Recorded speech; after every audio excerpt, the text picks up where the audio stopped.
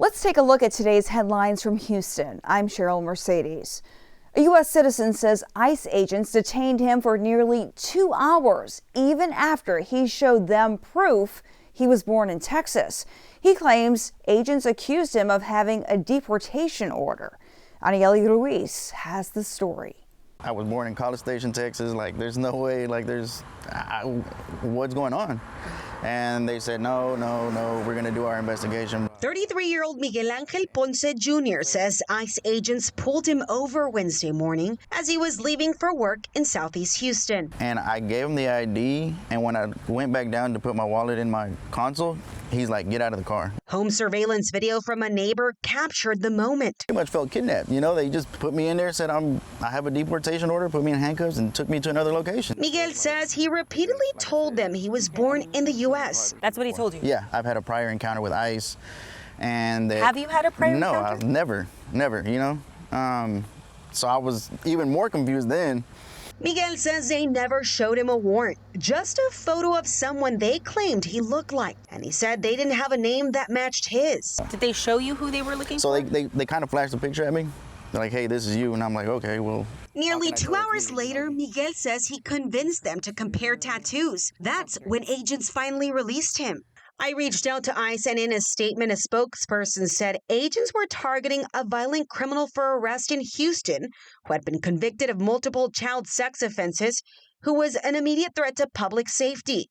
The individual with the same first, middle, and last name bears a striking resemblance to the individual temporarily taken into custody by mistake. When we asked Miguel what he thought of that, it pisses me off because it's like, you didn't tell me what you were looking for, but all of a sudden now that I brought it to light that you pulled somebody over that you don't even know who it was, now all of a sudden he has all these other charges. ICE claims they apologized and took him home, but Miguel says that's not true. And they said, shave your beard off so we won't mistake you again. Now he's shaken and frustrated. Federal agents take an hour and a half, almost 2, trying to figure out who I am. It doesn't make sense. That was Anieli Ruiz reporting. The FBI is leading a death investigation connected to a popular cruise ship based out of Galveston. We learned over the weekend that someone died while the Carnival Dream was at sea last week. Orko Manna has more, including how Carnival is responding. The Carnival Dream cruise ship based out of Galveston, the site of a death investigation. But law enforcement sources could not confirm with KHOU 11 if there was anything criminal in nature. A spokesperson for the FBI Houston office sending us a statement saying in part, quote, I can confirm FBI Houston is aware of an incident that occurred around July 23, 2025 on the Carnival Dream cruise ship.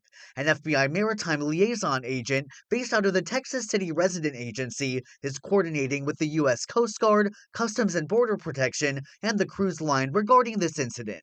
Passengers on board the ship, which starts and ends in Galveston and travels to Costa Maya, Belize, and Cozumel, say they woke up to the sound of sirens blasting around 3 or 4 in the morning on the day of the incident. One passenger telling me off camera that they heard an announcement saying medical assistance was needed at the Serenity deck. Many passengers have been sharing theories about what happened online. In response, Carnival Cruise Line sent KHOU 11 a statement saying, quote, there was no investigation about a suspicious death on Carnival Dream, and it's disappointing to learn that any guests might be spreading rumors about something they know nothing about. The FBI is the primary federal agency authorized to investigate potential crimes on the high seas, but their ability to investigate depends on several factors, including the location of the ship, the points of embarkation and debarkation, and the nationality of the potential suspect or victim. Additionally, other countries may want to look into certain incidents. That was Orko Manna reporting. We asked FBI Houston for more details about what led up to the death and if anyone was taken into custody, but they said because of the ongoing investigation, they were not able to provide any additional details. In other news, a Harris County woman is sharing a new important warning. Criminals are stealing metal license plates off cars. Michelle Choi met up with her to find out what happened and share some solutions to protect your property. There's back of the car with my plate. When Andrea Lynn opened a toll bill, she thought it had to be a mistake, but what she saw stopped her cold. They look over on the back. Here's the trips that they took. 11 toll trips across Montgomery County over 3 days in June. She called the Montgomery County Toll Road Authority, and that's when she learned her license plate may have been stolen. So she walked outside to check. I come back to look here where there was a plate, and it was a completely different number. And I said to her, I have 2 different license plates on my van. The rear plate on an old van she used to use to transport her wheelchair-bound son had been swapped with another plate. I really never paid attention because there was a plate on there. So I didn't look at, is it the same plate? I never actually do that. She called police, who quickly discovered the swap plate had also been stolen. And sure enough, that belonged to someone off Gulfton, which isn't close to here. Why did you decide to speak out, Miss Andrea? For all the other people that will be going through this, first they were taking off the paper plates, now they're taking off our actual license plate. We brought her story to Harris County Precinct 4, where they're seeing a rise in these kinds of thefts. And are you surprised by what happened? No, ma'am, it doesn't surprise me at all. We are seeing kind of an uptick on stolen license plates. Captain Aaron Strain says it's only expected to get worse now that Texas has done away with paper tags.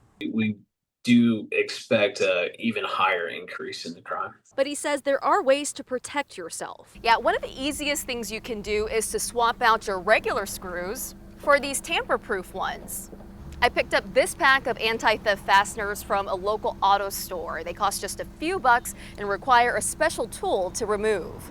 Other solutions include parking in well-lit areas, installing working security cameras, and knowing your plate number and checking it often. In North Harris County, Michelle Choi, KHOU 11 News. That's a wrap of your Houston headlines. I'm Cheryl Mercedes.